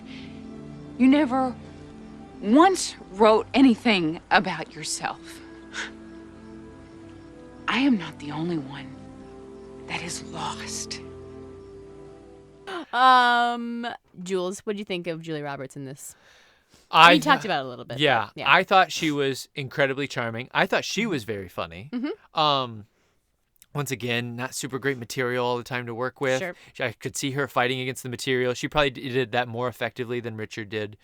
I thought she was just so cute. So cute. Just couldn't get over how cute she was. Yeah, you fall in love over Yeah, there. I was. She's a mesmerizer, you know? Like, you and your sisters, you guys were all kind of like that. There's like an it. There's like an it factor to certain people where it's like you're a vortex and everybody's like, I'm getting trapped in their vortex. She has that same quality. Oh, babe. Yeah. That's really sweet. My face is red again. No, all of you guys, except for Tori, all had that. Just Sorry, Tori just listens. kidding. Tori always texts me like whenever I say something mean about her. Because you always say something mean about Tor. Anyone else from the cast you want to talk about? Yeah. So, I appreciated Joan Cusack was toned down. Joan. Yeah. This was a nice Joan Cusack performance. Mm-hmm. I typically find her to be overbearing and too much, and I thought this was very real and very nuanced. There's the whole scene where Richard Gere calls it out that Joan Cusack's husband used to date Julia Roberts' character. Yep. And that they have like the secret handshake and everything, and like they have a flirtatious relationship. And you can just tell there's probably attraction there for him on that side as well. Sure. And Joan feels inadequate, you know, compared to Julia Roberts and stuff. Sure. And they have this scene where Julia Roberts like is in the hair salon where Joan works, and she's like, you think I flirt with your husband too much? And they have this great conversation. Yeah. And it's lovely. Yeah. It's probably my favorite part of the movie. I thought that was a great scene as well. Yeah. And I The thought scene work is terrific between the two of them. It's It's a really good natural. scene. It's riveting. It's charming. They're still funny. You still giggle during it, but it's real. Yeah. And it felt like one of the most real moments of the entire movie. I agree. I loved it. I agree. So Joan, excellent. Yeah. A+. She gets a great score for me. Like, it's the best thing I think I've ever seen her do. Yeah, I love that scene also because she talks about the difference between being like, well, I'm weird. And she's like, no, I'm weird. She's like, nope, you're not weird. You're quirky. Yep. You're quirky, and that's mysterious. Yep. And that's, fun and cute and sexy. And I'm weird. It's like, I don't know. I thought that just was loved so it. funny, too. And I think that warrants a conversation. Oh, Do okay. you agree with what her sentiment was? I do. I knew exactly what she was saying because I think, especially when women are more attractive and like they like play into that weirdness. It's like, no, but you're not weird though. Like You're quirky, still cool. You're still like, no matter how hard you try, you're never gonna be a weirdo because you're too attractive, and so that makes you. It's true. It just makes you flirtatious and fun and interesting. Yep. Versus if someone who's less attractive is weird, it's like you're just weird, and Yep. that's okay too. Yep. But I don't know. Actually, I think they really hit on something there. That's true. It's like, That's true. it's crazy. Yeah. I think you're like, I'm charming and mysterious in a way that even I don't understand, and something about me is crying out for protection from a big man like you. It's very hard to compete with, especially as married women who've lost our mystery. Lost. You were totally mysterious. No, I'm weird. Weird and mysterious are two very different things. I'm weird. No, you're quirky. Quirky and weird are two very different things. Anyone else you want to talk about? How about Christopher Maloney? Christopher Maloney. So he was on my Men's Health last issue. Yep. And for those of you who are thinking, who the hell is Christopher Maloney? He's in SVU. SVU. Yep. Law and Order SVU. Benson? Sure. I always mix up. He their has last his own names. show now. He has a Wait. spin-off Law and Order show. It's all about his character. I think so. He's essentially he's the male of the pair in Yep. SVU. I think Benson, but I can't. He's also in Wet Hot American Summer. He humps the fridge. If that helps. So he has this comedic side to him. For sure. But I find him, well, in this Men's Health, it really was enlightening because he is a weird dude. Oh, not a quirky dude, a weird dude. He's weird. If you read the article, because I mean, he is somewhat attractive for like a bald man and stuff. If you're into the Mr. Clean he's look, attractive. and he's in great shape, like Good you see shape. him in the Men's Health. But he is weird, and he's like. He's somebody who would make me uncomfortable being around. Like he just has that personality, The energy. and you can tell like he's working with a woman interviewer in the Men's Health, and he like the way he talks and the way he like challenges her and says things. I'm like, you're kind of an asshole, but I don't think he means to be. I think he's just got this weird personality. He's just kind of a weirdo. And so when I was watching this movie, I also thought that. I was like, you're just kind of a weirdo. Yeah. Now, one thing I'll say about his character, I thought his character was sweet. He didn't do anything wrong. He's just kind of a weird, quirky guy. And he seems like he's a nice guy and that he wants the marriage to work, and he relates everything to sports, and that's all he knows. And so I can't fault him on that. It's like, that's what he knows. He doesn't do anything malicious. There are so many times where Richard Gere says something where he's kind of either making fun of him or making fun of them as a couple and like doubting their ability to make it. There's all this flirtatious moments that are happening. And there's so many moments where I was like, his character's name is Ben, where I was like, Ben, you need to freaking knock Richard Gere out. Like, Richard Gere is being a dick right now. You need to challenge him. You need to stand up to him. You need to possibly fight him. He deserves a punch in the face. And he didn't. And so I was like, man, he's just such a nice guy that it was almost like, get a backbone. And so then when we have this big moment, can we talk about it? Yeah, talk about it. Okay. So Christopher Maloney's character is all about visualization. He's all about, like, you got to visualize, like, you passing the goal line, visualize scoring that touchdown, things like that. Sports psychology. Yep, sports psychology. So during the rehearsal dinner, he's like, I need you to visualize walking down the aisle. That's why we need to do the rehearsal dinner, even though you've been through this 3 times, you know what it's like. And so he's having Richard Gere stand in for him, and then Julia Roberts is able to walk down the aisle at that point and She not be locks eyes scared. with Richard Gere. Yep. In the zone. And then he, like, Christopher Maloney's pretending to be the pastor, and he's like taking him through the whole stuff with the marriage. He says, you may now kiss the bride, and those two kissed. I was literally shocked. Yeah. It was the most shocking moment in the movie for me. I was jumped out of your seat. seat. I can't believe this is happening. I think I said that out loud. You did. It was very enjoyable to watch your reaction. Like, I can't believe this is happening. So that moment was very thrilling. I love that moment. But then Christopher Maloney's like watching, and he's like, "What's going on here?" And then, like, his reaction after that, I thought was really good. And then he socks Richard Gere and he walks off, and I was like, "Okay, good. good. That was Finally. good. Finally. There's a man. But then he comes up to him 3 days later, and he's like, "I'm glad it was you." And I was like, "No way. This just happened. You thought you were going to marry this woman. You've been with her for multiple years probably. And now you're like, oh, well, at least it was Richard Gere." No, get out of here. You would hate that guy. You would not come to the wedding. This would be the worst. Babe, I think you're forgetting about the magic of the rom-com world. The magic of Gary Marshall world, all yeah. the time. People forgive and forget and move on with life because you want him to be happy and you want to see that he's over it. It's like, oh, wow, good, he's healed already. Well, and I like that her friend ran off, Gary Marshall's daughter ran off with him. I thought that was great. I was like, good. Yeah, be happy. Be with somebody who's cool. Yep. Christopher Maloney, 10 years later, lost out to Gere for the role in the movie Chicago? Knights of Rodin. Oh, yeah, 2009. Yeah. Oh, he would have been a weird choice in a Nicholas Sparks. Richard Gere, I think, is a good choice in a Nicholas Sparks. I agree. I'm interested to see that movie. Him and Diane Lane, right? I think so. Sexy couple. Yeah. Yeah. I don't think Diane Lane's hot, and she's old. She is. I'm not saying that. I'm not saying she's not. I'm saying I am maybe not as interested to see that movie. But you're more interested to see The Longest Ride with Clint Eastwood's son. Now we're talking. Yep. That's what I'm talking about. Let's talk about some scenes. Any favorite scenes? Other favorite scenes that you have that you loved? You said the kiss was thrilling. We loved the dialogue in the Joan the Cusack haircut scene. Yeah. We talked about the platypus face. That actually was added because Gary Marshall saw Julia Roberts making that face to his grandchildren while they were on set, and so he added that in. Oh, that's cute. Well, that's kind of cute. That's really cute. Okay, I'm gonna take you down just some stuff that I've listed that we might get into some scenes. Is that okay? Yeah. Okay. This is gonna be like fast hot takes that I had written a lot of snippets in this one. Julia Roberts so hot. I wish I could ride a horse. She works at a hardware store. Yeehaw. Rach, can you do the Julia Roberts laugh? Which one? She does this laugh in her movies. It's this big boisterous laugh. Is it the cackle? Yeah, it's the Julia Roberts cackle. You do it first, and then I'll see if I can do it. I can't do it. Nah, I don't know. Okay. I'm on the spot. I can't. All right. No. No, that's pretty good. It's hard. But she does this big laugh that I love. She does. I think it's a really charming character trait that she does. Triplet babies. More triplets.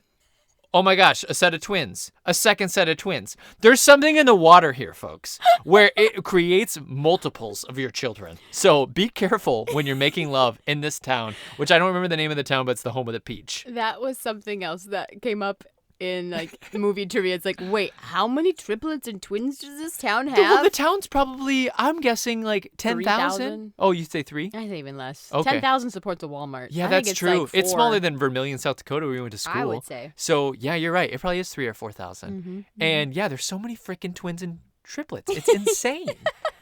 So funny. This is the home of the peach. So that was kind of a interesting thing because Was they're it home of the peach? Is that what you read? That's what it said on the sign? That's what it said. Home It said of the peach? something city, home of the peach. Yeah. Well, it was actually filmed in Berlin, Maryland. And it was supposed to take place in Maryland too, I think, wasn't it? Yeah, the town was Maryland. I don't remember what the town's fictionary name was, but yeah. Oh, I loved that Hall & Oates Maneater was playing as he was getting ready to go visit her. That was cool. There's the hair salon that Joan Cusack runs is called Curl Up and Die. Yeah. Great title. I thought the hippie 70s wedding was funny. How she jumps on a trampoline and then gets up to him. Yep. I think it's like a Grateful Dead trampoline too, isn't it? Oh, is that what was in the front I don't in the middle? remember. I couldn't tell. There's the churchy wedding, and then there's like the really romantic on a horse wedding. I put Gere's kind of weird to everybody in town. He's kind of a dick, like to everybody. I thought but like everyone likes him though. I know, Isn't but that weird? why? Why do they all like him? I don't know. City Slicker comes in and is like making fun of rural lifestyle to everybody in town, and then we all just put up with it? It just didn't make any sense. That was my problem. He was like, he didn't do backhanded compliments, or he didn't say things that had like cutting undertones, but they were undertones. It was all overt. It was all just like, you guys suck. You guys are idiots. I can't believe you do this. It was all so out there in the open that I thought it was too harsh. I don't know that I picked up on that as much. Oh, I just did. remember him coming into like the bakery shop and he's like, "What smells so amazing?" Like he no, just seemed there, like, yeah, yep. He seemed That's more true, like there. not flirty, but like kind of like more of like a kiss ass to me sometimes, to townspeople.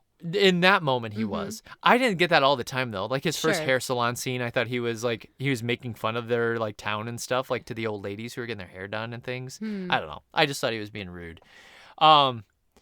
I thought the picture with the tats was weird. Like, you know, when he has that picture of her naked when he's in the car? Topless. Yeah, what did I He say? said naked, but Oh, yeah, I a get little different. Yeah. Yeah, she's got a picture of her at a concert when she was back in the day with her rock and roll boyfriend. Yeah, and like he won't like give it back to her. It's just that was we both were like, that's weird. And then they're like, hey, show us the rose tattoo or whatever. Like, show us your back or whatever. I don't know. Part of it just felt like exploitive and weird. I was like, I get what they were going for. Yeah, he wanted to, let's explain the scene. He wanted to out her. For doing a stick-on tattoo. Yeah, so that it's like to show like, yeah, she never really cared about you. She never got an actual tattoo. She never got an actual tattoo. And then she shows like, nope, I didn't. It was a stick-on. And, Yep. Yeah, but again, like, the motive But the there way is, that like, so mean. But what they're saying too, they're like, show us your back. Come on, no, I'll give this to you if you show us your back. Yeah. I don't know, it just got weird. That whole scene was weird. I didn't like it. I'm glad that it made you feel weird. Yeah. Triplets more. She's so cute at the baseball game. Weird, quirky, or mysterious. I may Rach do the blood duck-billed platypus. Why would the salesperson who's selling the dress not want more money? That whole scene made zero sense from like an actual intellectual standpoint. Yeah, the sales lady seemed like she was trying to do the Julia Roberts a favor and said, no, I know you don't want, let's not spend $1,000 on a dress. Let's only spend the $300 on the dress that you have here. And Julia Roberts insists, she's like, no, I want the $1,000 dress. And she's like, no, it just kind of like, it becomes awkward. It does. And it just made no sense from like a standpoint of why would you not want $700 more? No, I know. What you have to do is like, it's a device to create a moment for Richard Gere to stand up for her again. For sure. But what I'll say is your device didn't make any sense. It doesn't make logical sense. Yeah. No, you're a terrible businesswoman. Yep. This makes zero sense. And this is terrible writing, is what I would say. Like, be more creative and figure out another solution to do that. Sure. I'm surprised Bob doesn't sock Gere. Wake Up with Phlegm. I thought that was a funny radio show name. There's lots of great flannel. Oh, there's this thing about eggs. Yeah, let's talk about the egg thing. Let's talk about the eggs. Yeah. So Julia Roberts' character, every time that she's with a new suitor, she always changes her egg preference to match whatever the suitor's is. So sometimes it's scrambled or poached, or when she's with her current fiance, the football coach, it's like egg whites only omelet. You know, it's very specific to each of the men she's involved with. So much so that she doesn't know what kind of egg she likes. Yep. And so at the end, like, there's kind of this montage of her, like, it's like a way to show her finding herself when she's eating all these eggs. But Rach and I talked about it. Some of those eggs would be cold and they'd be terrible. Yeah.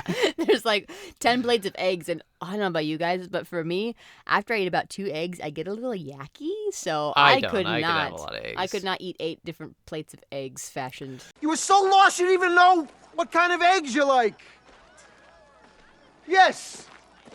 Yes. Yes, that's right. With the priest, you wanted scrambled. With a deadhead, it was fried. With the other guy, the bug guy, it was poached. Now it's like, egg whites only. Thank you very much.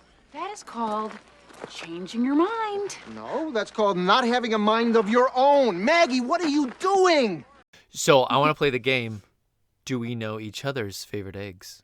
Oh, your favorite? Because Yeah. we both like to mix it up. Okay, I think I know yours. It's going to be specific, though. Is that okay? Yep. All right. Your favorite is an omelet, a 3 or 2 egg omelet with American cheese on it, American cheddar cheese.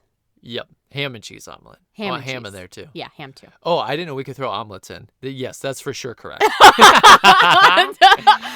Second favorite over easy? I don't know. I mean, for you, I was going to say over easy and toast. I love over easy and toast. If I want to get real Eggs specific. Benedict. Yes! Yep. You got it. Yep. Eggs Which is Benny. what ends up being her favorite. That's her favorite too. She's like, Eggs Benedict. I mean, I don't know that Eggs Benedict should count, though, because it's like a totally different thing. It's Well, like you it's- put this delicious bolognese sauce over it, and Well, like... it's the same with an omelet. If an omelet counts, Eggs Benedict counts. Yeah, that's true. So those Yeah. are our top tops, but like every day, over easy with toast. Yeah. Mhm. Yep. I really like scrambled as well. Scrambled I like is good, fried too. too. When people make fried eggs, I'm like, that's good. I don't really know the difference between my over easy and my fried. I think they're the same for me. They are, only they like sit in a different. They like get fried in like grease. Yeah, I just do It's it good. in They're like a little butter more. both ways. They're like a little more Crispy? crispy on the outsides than the Mhm, white part. mhm, mhm. At least the ones I've had. But yeah, they're eggs. Listeners, what's your favorite egg? good. Oh yes, I'm getting hungry just talking about it. So I really liked in the wedding scene where she runs away. There's a trap door. They so she's gonna get married to Trap Richard. door. She's gonna get married to Richard Gere. No, it's like a trap door. Yeah, there's like a door in the floor that goes down to like I think it's just stairs. It's just stairs. Wouldn't you It's call not that a trap door? No. Okay, so let's set up the scene. She's gonna get married to Richard Gere. Sure. She's gonna run again. He goes block the doors, which is terrible. But I mean, I guess it's their 4th time, so she has this history. So they block the doors. She runs up. She literally pulls open the wood flooring to go down the steps. That's a trap door. Oh, I guess I didn't see her pulling up the floor. Yeah. But yeah, I mean, she does go into the basement of the church. Yeah, it's like where right in there's the aisle where daycare. the church is. Yeah. Interesting. Yeah, it's a trap door. Trap door. she knew about it, which I think is so funny that she knew there's a trap door. So I thought that was the end of the movie. That was going to be the end of the movie. Oh, that she just runs away? No, listen to what I thought was going to happen. Yeah, tell me. I thought he's going to be running after her. I got that she's going to escape Mm-hmm. and he's going to run after her. And she's never, every guy just stood at the altar like, oh my God, I can't believe this happened. Yeah. But he chased after her. And I thought that was going to change her mind. And she was going to say so stop romantic. to the FedEx guy. And then he was going to say, we don't have to get married yet. Let me run away with you. I thought that was the end of the movie. Oh. I thought it was like, oh, they run away together because they're not ready to get married. Because how long have they known each other in this movie? Yeah. Not long. Like what? A week. Yeah. 2 weeks. 2 weeks? Mm-hmm. Mm-hmm. They've been actually together for 3 days? Yeah. Yeah. It's crazy. Yeah. And It that's is. one of my biggest problems with this whole movie Mm-hmm. is they just met each other. And they, granted, okay, whatever you believe about love at first sight, if you can fall in love super fast, sure, whatever. You're going to get married to that person after knowing them for 2 weeks and really being with them for 3 days? That's insanity. You are now psychopaths. And it's hard for me to get on board, but that once again, that's the script's fault. Like, the script is just sloppy. Yeah. But what I say is, but that's also why it doesn't work, because they haven't been together, and it was such a whirlwind. Yep. But that being said, who knows how long it took for them after that when they make amends. Well, how long do they wait until they get married the second time? I can tell you a little bit of this timeline. I was thinking about this after the movie. You did some Okay. covert Beginning of the digging? movie. We're getting ready for the wedding. We are in fall training camp for football. Okay. Yep. So it's like August Okay. at the beginning of the movie. They might have gotten married, and that whole thing might have happened in August. Then she goes to New York. It's not snowy when she goes to New York. Okay. But it looks like it's colder. It's like a dreary time. So it's fall. Then we see the clip after the credits, and it's winter. So I think this all takes place within like a 3-month span. I would say I'm going to add a year in there. I'm going to say 3 months and a year. I think they get married the following fall, because when they get married, it's like very fall and very beautiful at the very end. I think that's like peak fall. So you think they were like a year engagement at that point? Yeah, I think they wait a year, figure things out, and then they get married, and then then you have the winter scene. I took it as when she comes and visits him in New York, they go and have that like random wedding like shortly after. Oh. Because I mean that's what they were gonna do anyway. They're gonna get married 3 days later. I wish they would clarify that somehow. There's some storytelling device they could have used to show us that a year went by. What would you prefer? A year? Me too. That's why. Easy. I think that's why I'm gonna. But I'm not gonna give them the benefit of the doubt when they showed me no reason to. The entire movie, they told me that I can't trust them. That's fair. Hey, did you like how Richard Gere got hit with the newspaper by all those old ladies? Yeah, that was funny. Just randomly, he would get hit. It's like 3 times. I figured you were going to tell me those were all Gary Marshall's like ants or something. No, but the first one, which happens in New York City, Gary Marshall didn't tell Richard Gere that was going to happen. So the take that they had is like the real take of him reacting like, what was that? Like, so it's very good. I watched. It's like, oh, that's a good reaction. That's funny. That's very true. Yeah, I thought that was a fun through line. It is cute. Hey, did you notice how Julia Roberts runs? When she's running that one time, like when she's like actively running. Yeah. Long strides. Her hands were loose. Yeah, she runs like a goofball. Like her hands are flopping around. Like she holds her hands like cocked, like a 90-degree angle, and they flop around while she runs. Well, you're supposed to have loose hands, but it did look weird. But it wasn't like it was like her upper body was tense and she was flopping her hands back and forth while they're cocked like 90 degrees. It was the weirdest run ever. Kind of like T-Rex arms almost. Yeah, I was what? Yeah. Why are you running like that? I was told, I don't know if this is true or not, but it's always like you want to keep your hands loose, but Sure. it's almost like you want to like you're holding, I don't know what coach told me this. It's like you're holding a cigarette, like lightly in your fingertips, Sure. and you're just I do like a light fist thing when I run. Yeah, keep them loose though. You want to keep them loose. Yeah, but she ran like a goofball. She ran like a T-Rex. Hey, what'd you think of the whole New York scene? What New York scene? The ending New York scene. Oh, when she goes to try to make amends. Yep. Unless you're not ready for that. No, I'm ready for that. Okay. What did I think about like her apology? Did I think that was warranted? Well, yeah. What'd you just think about the whole ending sequence with Richard Gere? Like, he was kind of mad at her, but then he like forgives her, and then Julia Roberts, what the things she said, and the proposal. What'd you think about everything? At that point, the movie's getting a little long, and I kind of need it to wrap up a little bit. So I was okay with it being as quick as it was. Yeah. Oh, I was too. And she throws back the proposal to him that he threw to her randomly when they were talking about like what's like the most romantic proposal you could come up with, and she says that to him. She gives him her running shoes. She says she's turning her shoes in. I mean, it probably needs a little bit more mea culpa in there. But whatever. It's a romantic comedy. I'm gonna move on. What did you think? Did you hate it? No, I liked it actually. Oh. Yeah. I thought that her saying the proposal back to Richard Gere was really nice. And then I liked that she proposed to him. Because here's what I really enjoyed was it felt like, she didn't know herself. That's why she always ran away. She was like, I was always trying to be whatever they wanted me to be. And it felt like nobody really ever knew me. And it was just, I knew them. So I like that there was this self-discovery. Yeah. And I like that, because she was always the partner in the partnership and not like the main person, that she had always sacrificed. So now she's like taking the lead and proposing to him. Yeah. And it's almost like a claiming of her individuality and saying like, this is, and they even say that in the wedding. May your wedding be blessed by the individuality, let the individuality strengthen the partnership or something like that. Yeah. Yeah. And so I liked how the thesis statement came out at the end where it was like, oh, it's about self-discovery. Yeah. And that when I love myself and know myself, I can love you. Yeah, I don't have to lose myself in a relationship. Yep. I can still be me. So I loved that part. Yeah, I thought that was great great. message. Yep. Great So I actually really liked the whole ending scene. I thought Gere was a little bit too harsh at the beginning of that scene. And my general through line is Gere's a little harsh. And I wanted more hurt than like being a dick. But then he lightened up pretty fast after that. Yeah, yeah, I agree.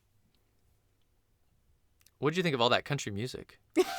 I thought it was okay. So I understand it takes place in a small town, and maybe I just don't know enough about small towns, especially on the East Coast. But is that a thing? Like, I kind of reserve small town country music for like Midwest and South, and I just thought it was kind of odd that there was so much country music for So much. Maryland. Yeah. I don't know. Maybe they do listen to country music. There's a lot of Dixie Chicks. Yeah. I love Dixie A lot Chicks, of but Dixie you know. Chicks. Yeah, I don't know. It got annoying sometimes. Well, yeah, but you and I are both not the biggest country fans. Yeah, but I mean, like, I don't hate the Dixie Chicks and some of the some country stars. I don't despise them or anything. But I just thought it was annoyingly overused. That we're gonna do another country song here. But then we did some R&B singer at the end. I was like, yeah, this is what I'm talking about. Yeah, let's talk about the soundtrack. It was kind of all over the place, Yes, wasn't it? it was. Yeah, it was mostly country, but then when it was trying to be eclectic, it was weirdly eclectic. Yeah, Mark Antony had a song in there. There's some classics in there, some Eric Clapton. Uh-huh. Yeah, and then some random R&B. Yep. At Yeah, the very it was a end. weird So soundtrack. It was a bit odd. I'm sure it did well, but it was a bit odd. Anything else you want to talk about before I get into budget and critics and stuff? Oh, I don't think so. Okay. Nope. The budget for this was $70 million. For a rom-com. That's a lot. a lot. It's a lot But of money. not when you think about how much Gears and Roberts were paid for it. Because that's about half of... That makes a lot of that's a lot sense. about that. Yep. Roberts made $17 million. Okay. And Gere made $12 million. Good. Good. Well, I'm glad he didn't make more than her. Oh, for That sure. would have been crazy. For sure. Even though, he was first on the scene there. Yeah. She was obviously the bigger star at this point. It opened number 1 at the box office and made $35 million. Okay. Opening weekend. Open number 135? Okay. $35 million. Almost paid off both there. Oh, well, it did yeah, pay almost off. paid off. Yeah, the Pay off leads. those two. Gross worldwide, $300 million. So oh, wow, it did well abroad. It did really, really well here and abroad. It did really, really well. How long was it number 1 for? Do you know? No, I didn't look that up. Okay. But what's interesting though is this came out a weekend after Notting Hill. What? She had Notting Hill and Runaway Bride the same summer, 1999. Wow. What? And so a this crazy knocked summer. off Notting Hill's number 1 spot. Notting Hill had the record for highest grossing opening weekend for a romantic comedy until Runaway Bride opened the following weekend. I wonder if Julia Roberts was mad about that. Where That it was she like, broke her own record? No, I wonder if she was mad that those movies weren't spaced more. Like, Oh, those are my two yeah. movies. You're going to do them back to back? Yeah, Like, why don't you do one this month and then another one this month? Mm-hmm. Like, give me some breathing room to, like, stay on top of the charts for a few weeks. But I suppose, I don't know. That's a good question. I could see why they both would want summer. That's the time to... Yeah. And then there's the action. There's usually, like, a rom-com part, and then there's an action part, like, of summer. Yeah. Like, you would say July is, Yeah. like, action movies. Because you think, too, like, obviously, she didn't finish both the films at the same time. So one of these was finished well before the other one. I don't know which one, but one of these had plenty of time to figure it out and release itself, but it held off till the summer. What did you like better between those two movies? Between Notting Hill and this one? Yep. I like this one better. Yeah, I do, too. Do you? Yep. Notting Hill does better critically, though. Sure. Would you think Julia Roberts was better in? This one? Yeah. Yeah. I don't like her in Notting Hill as No, much. I don't either. I thought she was think annoying. she's kind of cold. Yeah. We've talked about this. Go to listeners. Go to the spoiler. Notting Hill go to the Notting episode. Hill episode. You'll find that Ty and I both are a little lukewarm about it. So if you love it, don't listen to it. Yeah, it'll hurt your feelings. There's a lot of like nice fun facts though. Yeah, So- there are. And we do have nice things to say. Oh, for sure. I think it's been a while. Yeah.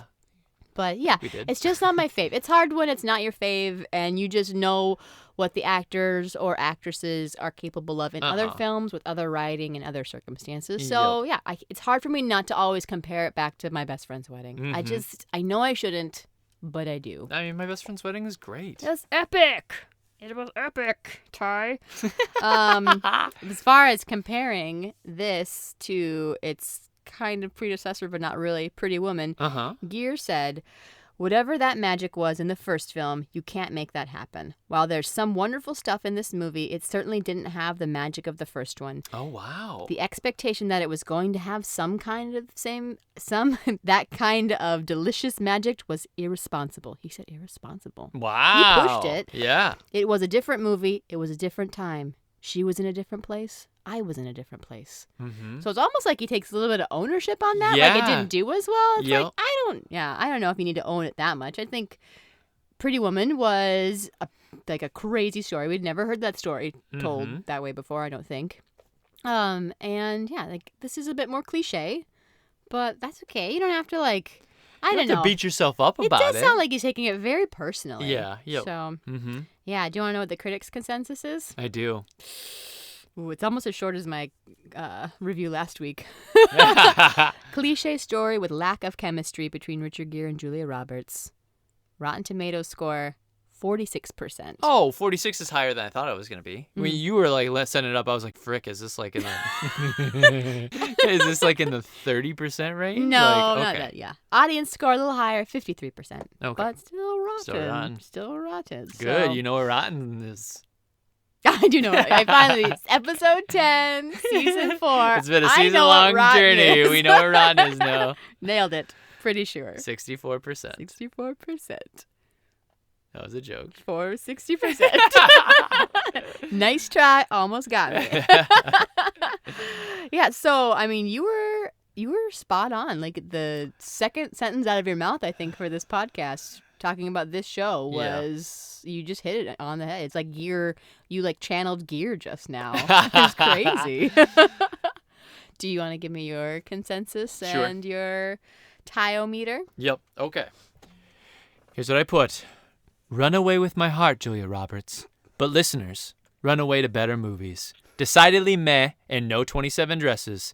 This is 50% tied with Big Trouble in Little China, but above Notting Hill. Yeah, okay. That is higher than I thought you were going to rate it. Yeah? And we're actually not terribly far off Okay. on our ratings. Mine's a little bit higher. I have this at 66%. For me, that is tied with Legally Blonde. Okay. And just under Devil Wears Prada. Okay. Yeah.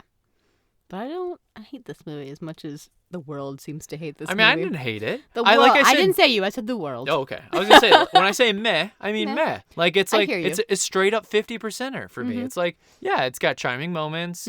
I mean, if it was on, I would watch it. I would never, seek it out. It's just, it's like okay. Yeah, it has moments, and I think I just cling to those moments so much that I kind of forget some of the problematic pieces. Sure. Yeah. Watching it with fresh eyes, there's a bit more problematic pieces than I recalled, but that happens almost every time we watch a movie from the 90s. And I was like, oh, shoot, that didn't age well at all. So there we have it. There we have it. There we have it. Season 4. That's a wrap, folks. That's a wrap. All right. Stay tuned Yeah. for some possible fall episodes. Yeah, you might see us around Hallows Eve. Spooky. Yeah, spooky. All right. Bye, guys. Toodles.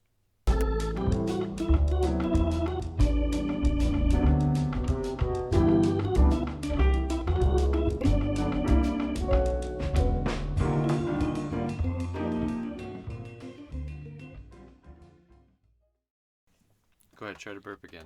I can't. I just did it. Do it. Ugh. The audience wants what they want. Probiotic pill went down the wrong pipe. Ugh. Why are you taking a probiotic pill, Breach? Because I need help. What do you need help with? My tummy. Yeah, what's wrong with your tongue? I just want to do her job.